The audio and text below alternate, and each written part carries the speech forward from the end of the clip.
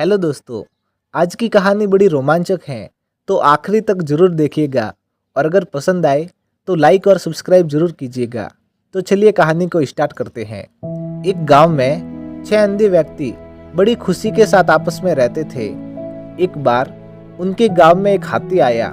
जब उनको इस बात की जानकारी मिली तो वो उस हाथी को देखने गए, लेकिन अंधे होने के कारण उन्होंने सोचा हम भले ही उस हाथी को देख न पाए लेकिन छूकर जरूर महसूस करेंगे कि हाथी कैसा दिखता है। वहां पहुंचकर उन सभी ने हाथी को छूना शुरू किया। हाथी को छूकर एक अंधा व्यक्ति बोला, हाथी एक खंबे की माफिक होता है। मैं अब अच्छे से समझ गया हूँ, क्योंकि उसने हाथी के पैर को महसूस किया था। तभी दूसरा व्यक्ति हाथी की पूंछ पकड़कर बोला, अरे नहीं, हाथी तो रस्सी की तरह होता है।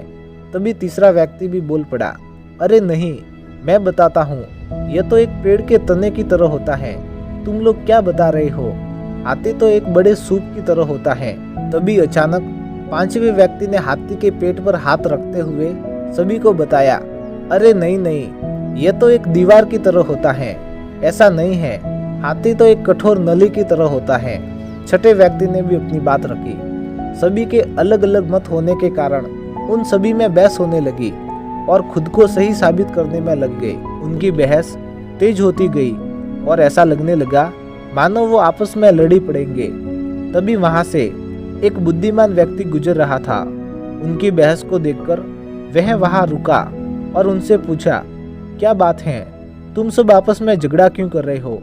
उन्होंने बहस का कारण बताते हुए उस बुद्धिमान व्यक्ति को बताया कि हम ये तय नहीं कर पा रहे हैं कि आखिर हाथी दिखता कैसा है।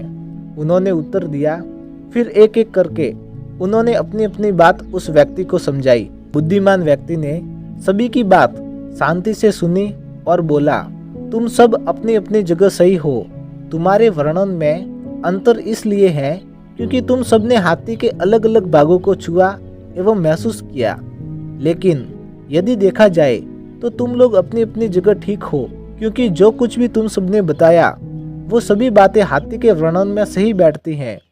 अब तक सभी को सारी बातें समझ में आ गई थी। उसके बाद उस बुद्धिमान व्यक्ति ने उन्हें समझाया, यदि आप सबने जो जो महसूस किया उसके अलावा भी यदि आगे कुछ देखते तो आपको हाथी असल में कैसा होता है समझ में आ जाता। सीख, कई बार ऐसा होता है कि हम केवल सिक्के का एक ही पहलू देखते हैं, पर हमें जरूरत होती है सिक्के के दोनों पहलू को समझने और देखने की। इसीलिए हमें अपनी बात को रखनी चाहिए, पर दूसरों की बात भी सब्र से सुननी चाहिए और कभी भी बेकार की बहस में नहीं पड़ना चाहिए। तो दोस्तों, कैसी लगी आपको ये आज की स्टोरी? अगर पसंद आई हो तो लाइक जरूर कीजिएगा। मिलते हैं ऐसी ही एक और अगली स्टोरी में। तब तक के लिए धन्यवाद।